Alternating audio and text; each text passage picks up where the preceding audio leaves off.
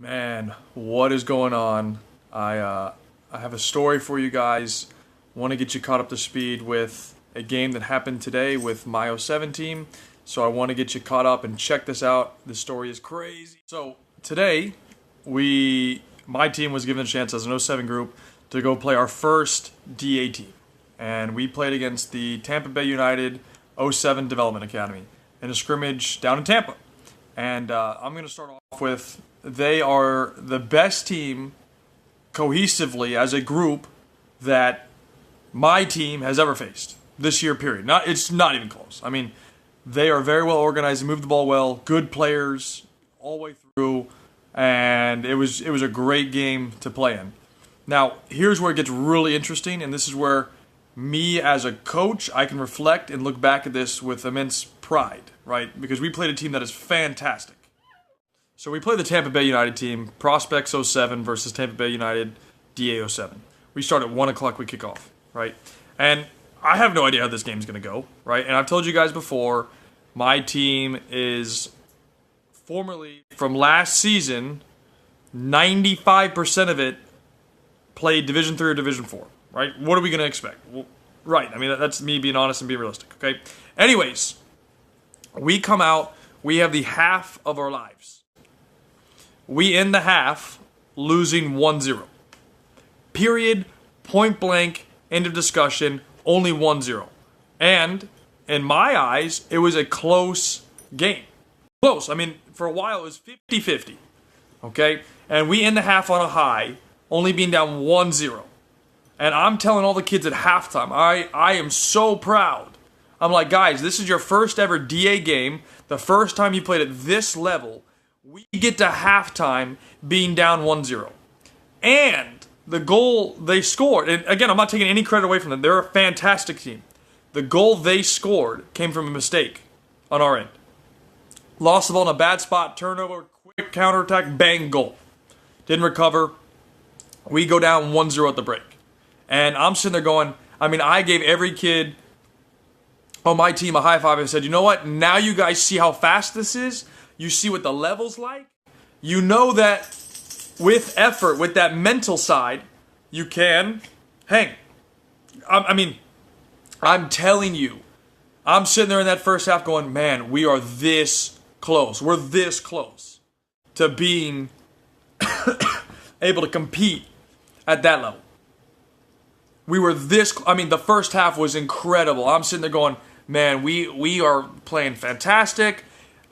We were moving the ball so well. It was, for some periods, 50-50. And I'm going, we could do this. Now, in the end, it didn't work out in the end. We lost. In the end, it was like 5-1 or something like that.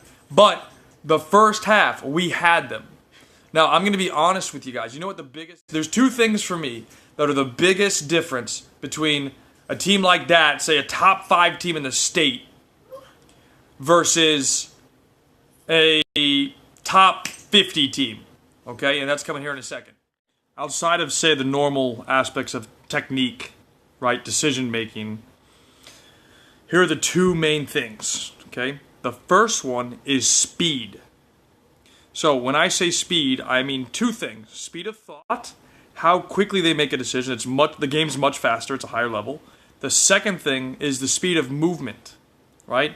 A lot of the players are very athletic, fast, quick, and, right, when I say that is, it didn't matter if they made a mistake or whatever the outcome was, they were hungry to get the ball back or make up for the mistake, right, to change the outcome of what happened. So they lost the ball, they're sprinting to go to back. They pressed very well, and they never gave up in any situation. They didn't watch, they weren't sitting there looking at their teammates. They lost the ball, or as a group they lost the ball, they're sprinting to go get the ball back.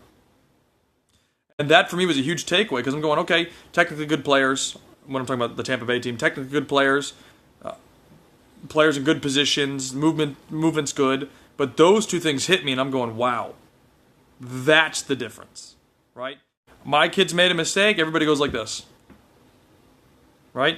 If you do that at that level, right, or higher, right, going into college, professional, international, whatever, you can't shut down. You have to respond. So in the first half, my kids rose to the challenge. I mean, I'm not exaggerating when I tell you this. We have video of the game. I mean, it was this close in the first half. I mean, people are coming up to me and go, Kyle, we were this close. I'm like, yeah, it's all here. It's mental. The game is here.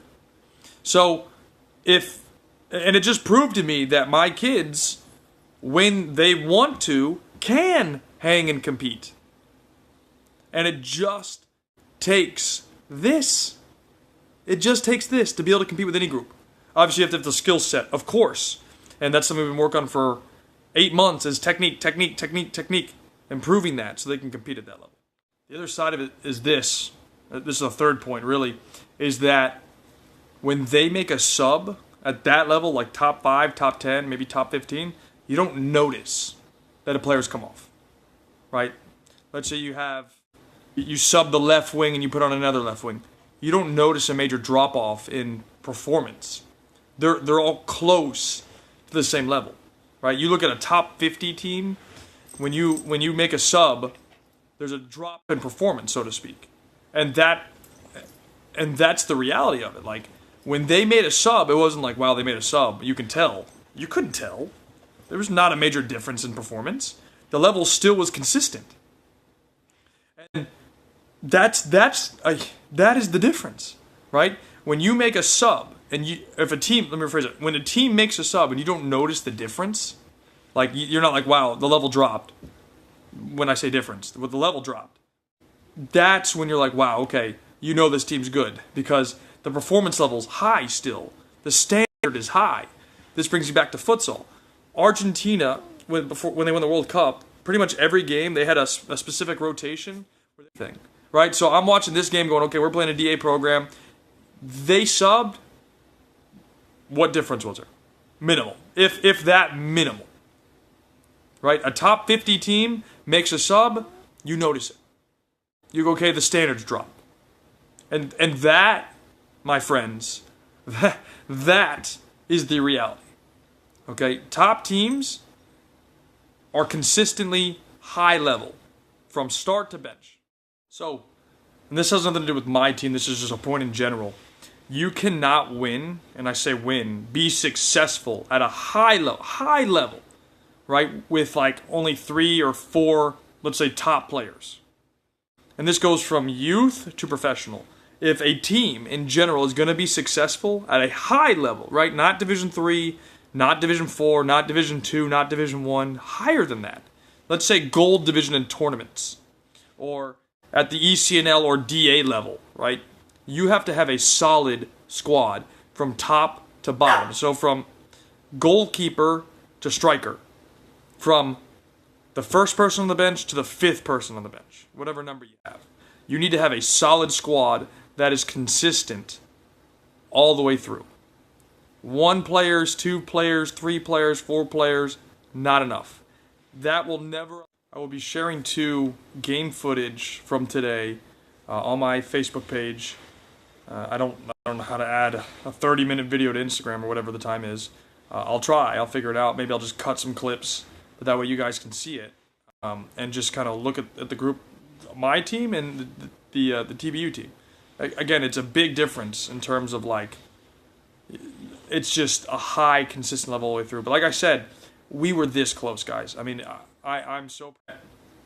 1, my training works. 2, we can compete at a high level. For 30 minutes, we were neck and neck with this team. With one of the best teams in the state of Florida. Game changes. They score 1, game changes, right? I mean, that's the reality of it. But for the first time, for the first game, I am so proud. So proud of the kids. And looking forward to the next. Playing such a fantastic team from Tampa Bay. Great team, great team.